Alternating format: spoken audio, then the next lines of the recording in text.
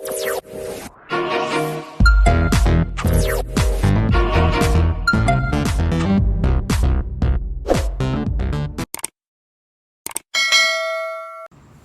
guys! Welcome back to my channel. Ayan, so ngayon guys, magluluto ako ng sinigang na hipon. Ayan, so ito yung aking hipon. Ayan, medyo malalaki siya. Ayan, meron din akong sibuyas, luya, kamatis or tomatoes, salt or asin, ayan, magic syrup granules, pepper. Ayan yung aking pepper na gagamitin. At syempre ito yung ating nagbibigay ng asim. Ayan itong sinigang sa sampalok mix. Ayan siya guys. So syempre guys, meron akong radish. Ayan.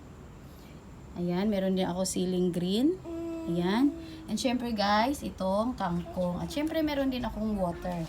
So ito lahat yung aking mga ingredients guys. Ayan. So see you later.